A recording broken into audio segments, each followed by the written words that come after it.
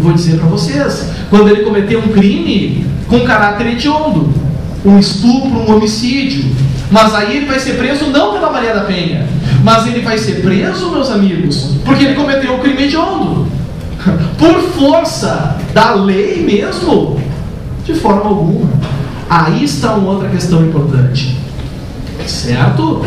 Diz a lei, diz a Constituição, que os crimes hediondos são insuscetíveis de graça e anistia, mas permite o indulto.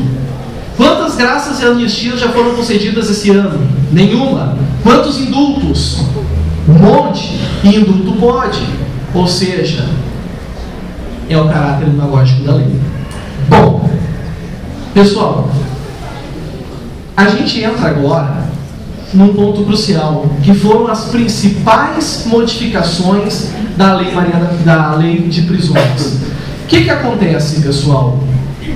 Antes da entrada em vigor dessa lei, antes da entrada em vigor da lei de prisões, nós tínhamos um dispositivo que falava da questão do flagrante delito, da ordem judiciária. Como ficou o início dessa lei? Surgiu a questão das medidas cautelares. O que são medidas cautelares? É uma nova chance que nós temos para evitar a prisão banal, a simplesmente a ordem de prisão para o presídio, para responder ao processo preso em casos que outras medidas poderiam resolver. Aí o que acontece?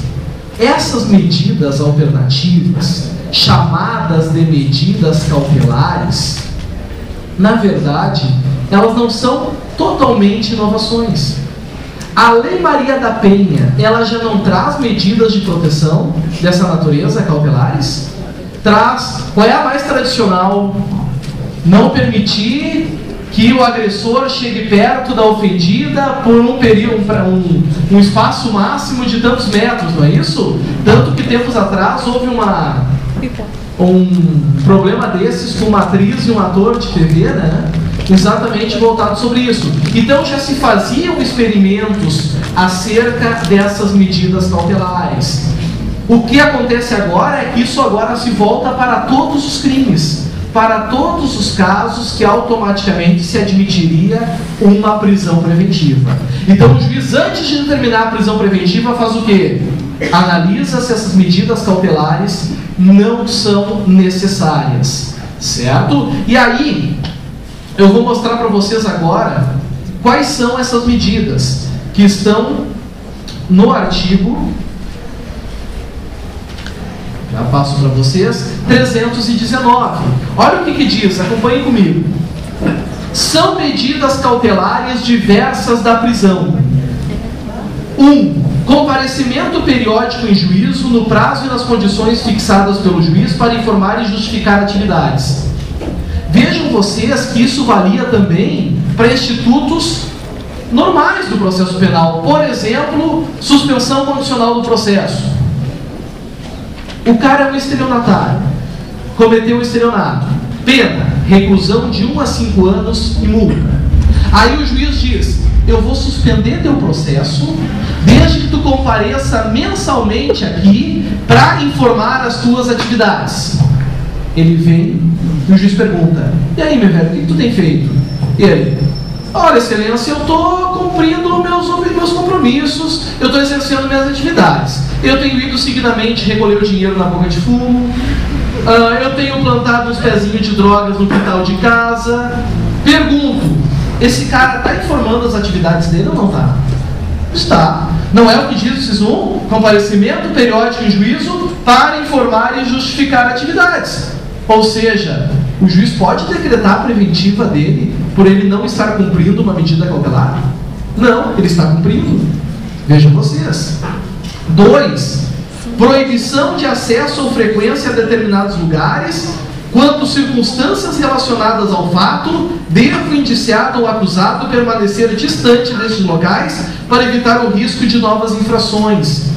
Bom, amigos, isso ocorre muito em crimes onde tem um grande público, né, uma aglomeração, pode ser estádio de futebol, podem ser festas, etc.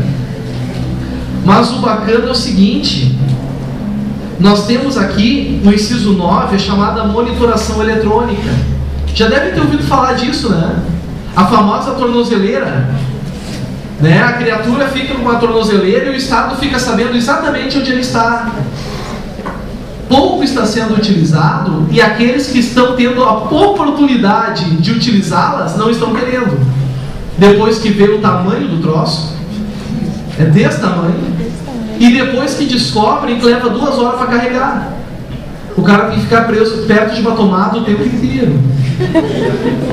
Vejam vocês que mau critério, né? Não é poucas as vezes tu te depara com um cliente e ele diz: olha, doutor, entre ir para o albergue e a tornozeleira, eu prefiro ir para o albergue. É muito melhor. Lá pelo menos eu jogo um baralhinho com meus amigos e está tudo resolvido. Então, amigos, vejam vocês, são medidas salutares, claro, obviamente, previstas na lei, mas é uma inovação porque agora vale para qualquer infração. Pode ser que um traficante, amigos, olhem bem, um traficante esteja respondendo em liberdade. Basta o juiz perceber que uma medida cautelar seria suficiente. Agora uma questão interessante. Como é que a prisão preventiva era decretada? Tinha 3 formas de decretá-las, prestem atenção. Ela podia ser decretada de ofício pelo juiz, ou seja, deu da telha do juiz, pá, decretou a preventiva, sem ninguém pedir. Podia ser por requerimento do Ministério Público e também por representação da autoridade policial. Continua assim? Continua. A diferença é que o juiz agora, pessoal, ele só poderá decretar a prisão preventiva de ofício pela sua própria vontade se estiver já em curso a ação penal. Ele já não pode decretar preventiva na fase do inquérito policial. Isso já não é possível. Inteligente isso? Muito.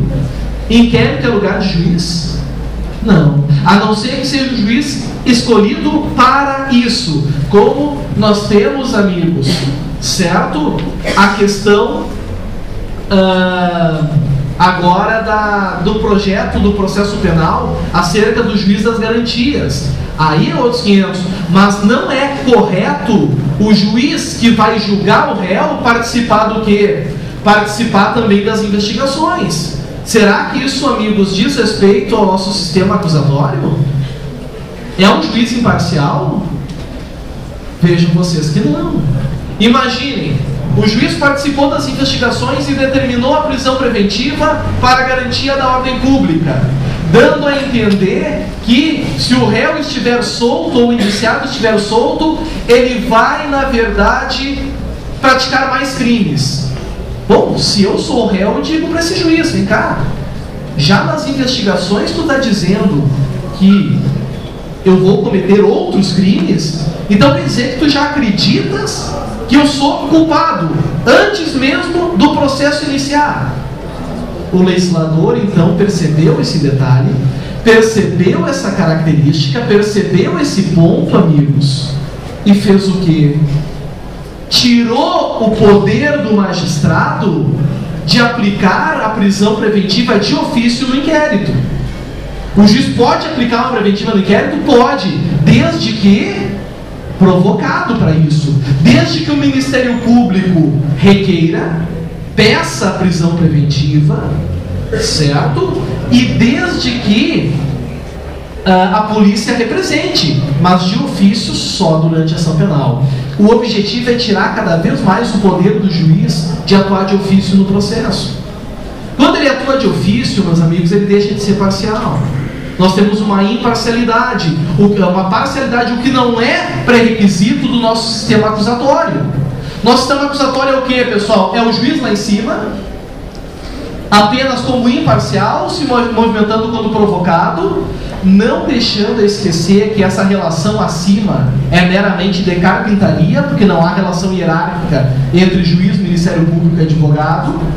É o Ministério Público fazendo a função de acusação e o ônus da prova é dele, ou seja, não incumbe ao réu provar que agiu em legítima defesa. Cumpre ao Ministério Público provar que o réu não agiu em legítima defesa. Essa é a questão.